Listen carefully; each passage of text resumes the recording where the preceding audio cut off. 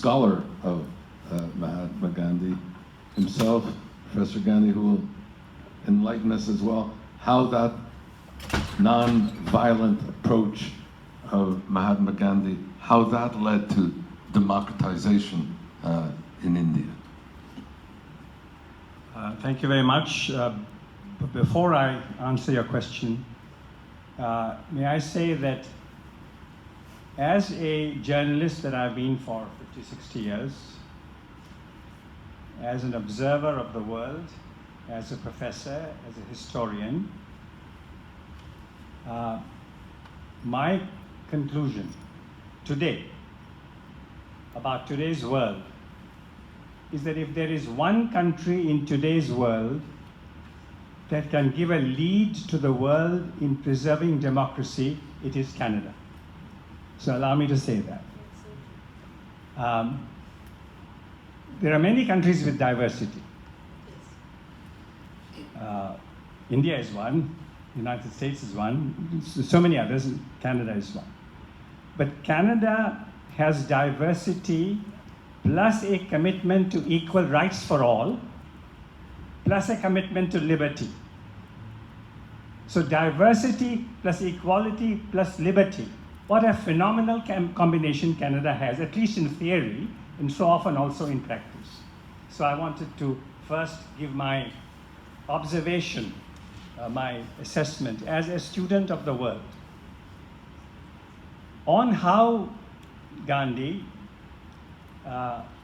helped bring India both to political independence and to democracy. Here are two or three appraisals of mine.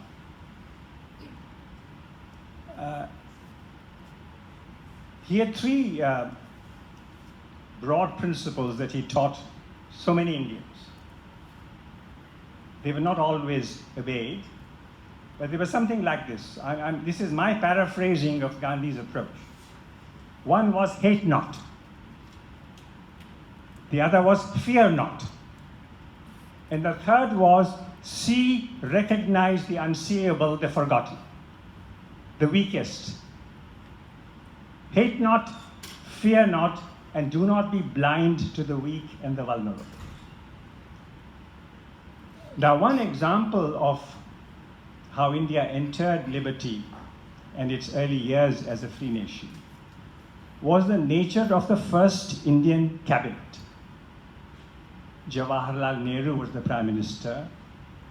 The great Vallabhbhai Patel was the Deputy Prime Minister. This cabinet had 14 members. 7 of these 14 members were from outside the Indian National Congress, the vehicle for the Indian independence movement. And we all know that India from 1947 was 80% Hindu.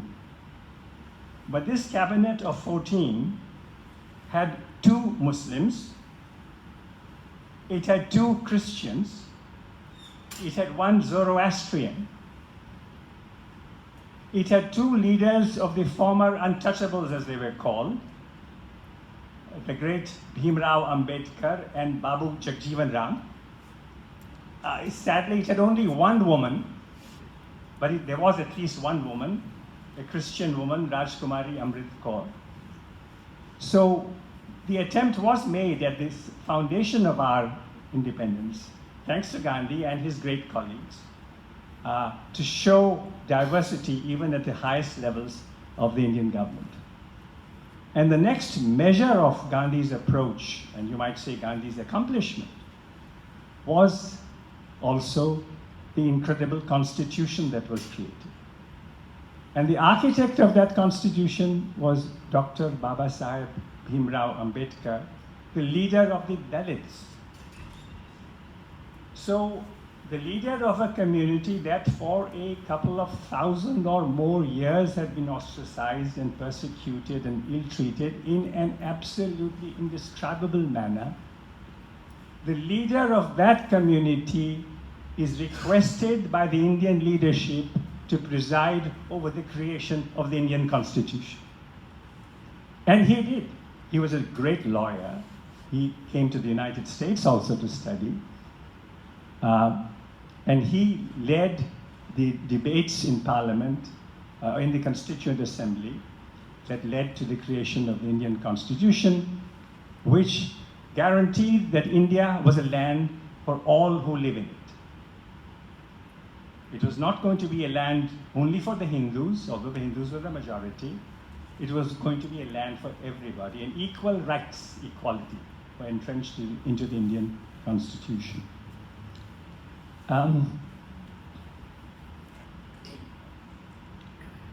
Something else about Gandhi's approach I might mention here. In 1940, his weekly newspaper was banned. So Gandhi then said, okay, we will deal with this. And I want every Indian to become a walking newspaper. 1940. And he said that there are only 2 or 3 tests that you have to pass before you become a walking newspaper. First, be sure of what news you are passing to your neighbor. And he said that if individual citizens pass on news from one mouth to the next mouth, third mouth, it will reach everybody. But be sure that what you are passing on is absolutely reliable. Do not exaggerate. Do not pass on anything that is dishonest. And if you do this, then no censorship, no ban on freedom of speech will prevent the people from getting to know what has happened. This was the beginning of social media in 1940. You can imagine Gandhi tweeting messages, but he wanted the people of India to tweet messages one to the other. So I wish I could say, our wonderful High Commissioner, and by the way, what he has done with his writing to bring the vulnerable people of India to the fore has not been done by most people. So I salute his role. But I wish I could say, and I must of course speak absolutely truthfully, even more truthfully when our High Commissioner is present. I wish I could say that today in India, we really have democracy on the ground. Because what has been mentioned by all of you, hate speech has become so normal in India today. And so people are being pressurized, not necessarily by the government, but they are pressurized by organized groups of people, sometimes organized mobs. And I'm ashamed to admit, but it's not a secret, and you all know that even lynchings have taken place. And vulnerable people have been done away with because of the hatred and the willingness to dominate and coerce. Gandhi said several times before he was killed in January 1948, a few months after independence, Gandhi said that I want freedom of India, but also I want the freedom of the individual Indian. There was a wonderful slogan in India at that time, popularized by Subhash Chandra Bose, a great figure that many have heard of, remarkable man. And this phrase was Jai Hind. Jai means victory, and Hind was a name for India. There was a demonstration, and this is well before independence, 2-3 years before independence, and some Indians eager for independence were asking fellow Indians to say Jai Hind, Jai Hind. And when some people were reluctant to say Jai Hind, they were beaten up. So Gandhi said, wait a minute. If any individual in India is forced to make any kind of shout, any kind of patriotic slogan, that is the end of independence. And I'm afraid today, in 2019, recent years, so many groups of people in different parts of India have been compelling people to shout particular slogans. And the other day, in an election rally, one member of the Indian government who is himself running for office, said something like this. There's another wonderful slogan, but this has a religious connotation. It's a very moving slogan, a patriotic slogan, but it has a religious connotation. And so not everyone is enthusiastic about shouting it. It says, Vande Mataram, I bow to thee, Mother India. And many people are deeply stirred by it, but because of its religious connotation, some people are cautious about it. But this particular member of parliament said in a speech, referring to the Muslim community of India, if you're not willing to say Vande Mataram, there may be problems for you. He said, I am a Hindu. When I die, and when my people die, we are cremated. We don't need any land for our burial. But you guys, you need a few feet of land. But if you don't say Vande Mataram, you may not get those few feet of land. So this is what is happening in today's India.